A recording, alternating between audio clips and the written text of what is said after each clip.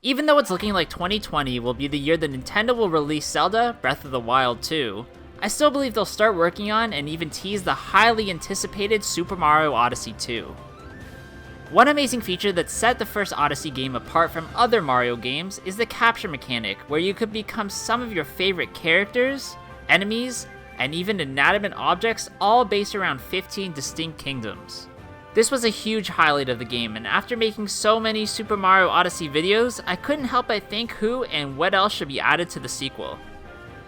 My name is Copycat, and in today's video, I'm going to show you all the top 15 most wanted capturable characters in Super Mario Odyssey 2.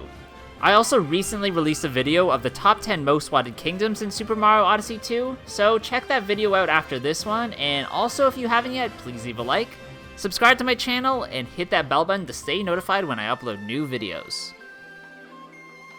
Coming in at number 15 is one of the weirdest but still relevant characters in the Super Mario Bros. Universe, Berto. This extremely weird dinosaur, bird-like thing was one of Mario's enemies in Super Mario Bros. 2, but has only really appeared in party and sports games since. Her attack in that original NES game involved shooting eggs out of her mouth, so that would definitely be a move you could do once you capture her. Now, I'm not sure what kingdom Berto or Berdetta would appear in, but I think it would be cool if they made a Super Mario Bros. 2 kingdom, as that game had such a different feel than anything made before or after it in the Mario franchise. One of the strangest power-ups in Super Mario Galaxy was the bee mushroom, which literally turned Mario into a bee. The addition of bees to Super Mario Odyssey 2 would actually add a flying capturable character, but of course, just like the Galaxy games, it could only be done for a short amount of time, so you wouldn't be able to travel out of bounds. Also, as the bee, you'd be able to stick to any honey that's on the walls of the kingdom, and you'd also be able to freely enter the hive and interact with flowers. Oddly enough, it seems like this character would fit right into something like the Wooded Kingdom, but maybe Nintendo could opt for a Flower Kingdom instead.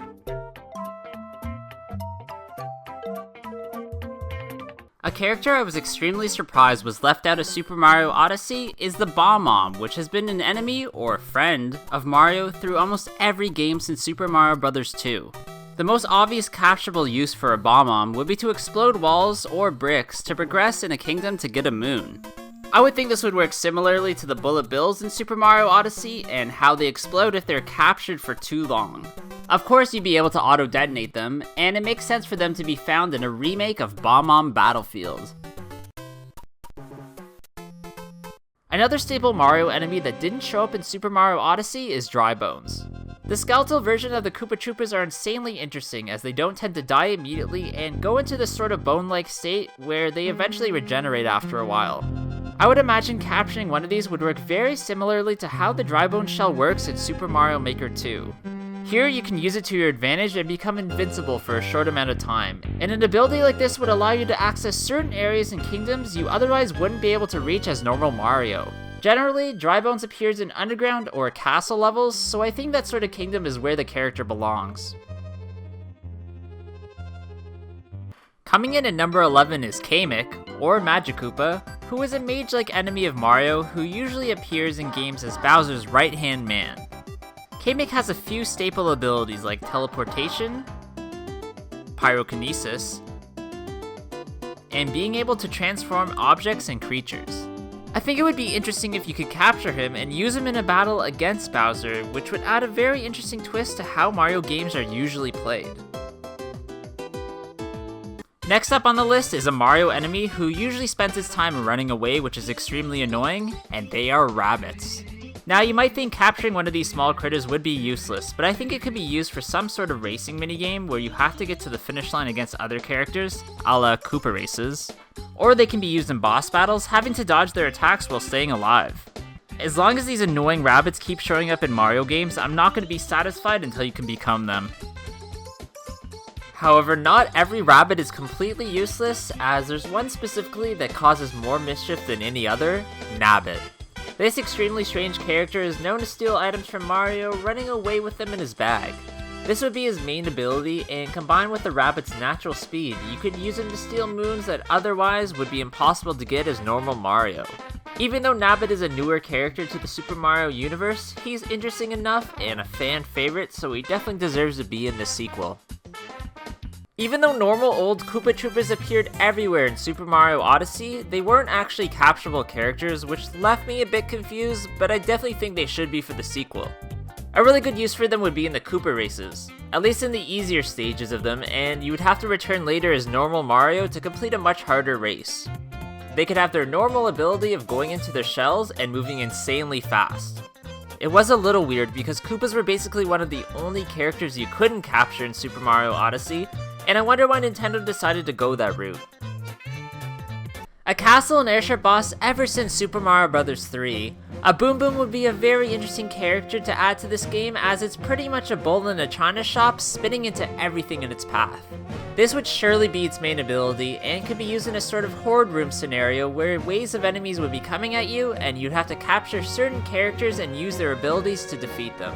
Boom Booms also have the ability to shell up if they're being attacked a few too many times by Mario, so that's also an option for this character in Super Mario Odyssey 2.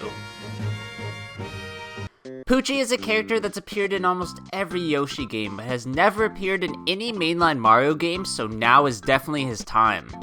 This dog-like character is able to walk across dangerous terrain like spikes and lava, but can be hard to control as he's always excited to aid you on your adventure. I think this could be a really cool mechanic to add, as it allows you to bypass dangerous areas, but if he's hard to maneuver, at least it adds an aspect of difficulty to capturing him. To be honest, I am being a bit biased, as I just think Pucci is adorable, but if they do add him, he would fit right into some sort of Yoshi's Island kingdom. Fighting the dragon in the Rune Kingdom was hands down the most surprising part of Super Mario Odyssey, but I was saddened to discover that you weren't able to capture and control the beast in that game. I'm very hopeful that Nintendo decides to return to the Rune Kingdom for the sequel and allows you to capture the dragon, where you could fly around and spew lightning or fire from its mouth. My only worry is that it might be too big to really be useful in the kingdom, but it would still be tons of fun. One of the most surprising cameos in Super Mario Odyssey has to be Captain Toad, who appears in almost every kingdom waiting for you to give you a moon if he's found.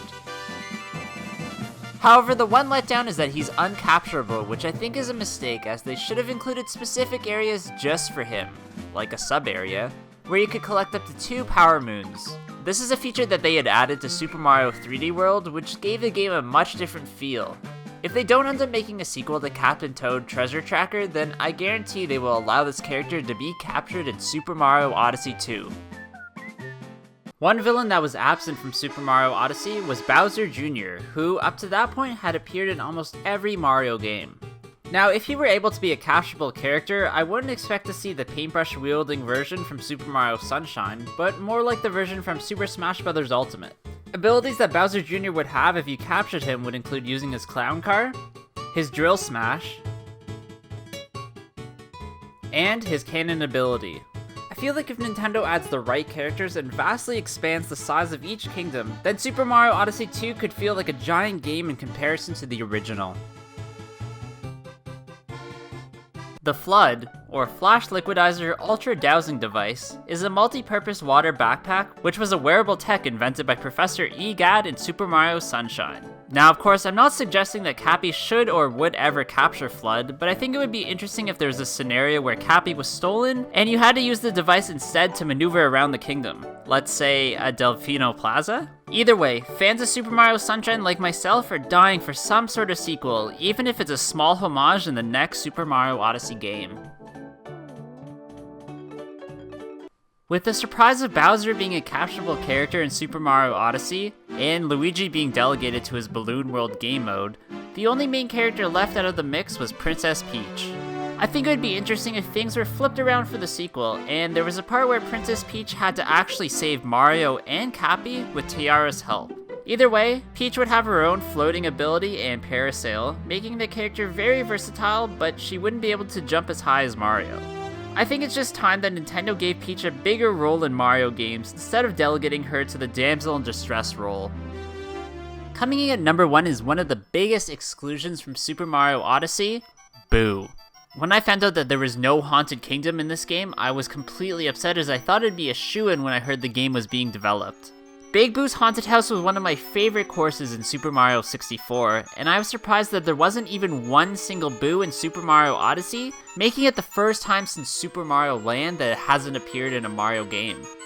Boo would be an amazing option for a capturable character in Super Mario Odyssey 2, as his ability set is extremely unique. As Boo, you would have the option to become invisible to enemies and could pass directly through objects. This would allow you to reach areas that regular Mario wouldn't be able to. Nintendo has so many options to make a great Haunted Kingdom, I just hope they don't hold back and make the sequel too similar to the first game.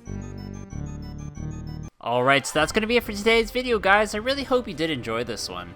If you did, please leave a like, comment below what you thought about it, and if you have any ideas of any other characters that should be added, and of course subscribe to my channel. Also, if you haven't yet, please follow me at Copycat Gamer on Instagram as I post daily videos, clips, and photos. Hope you guys all have a good day, and I'll see you all in the next one. Bye.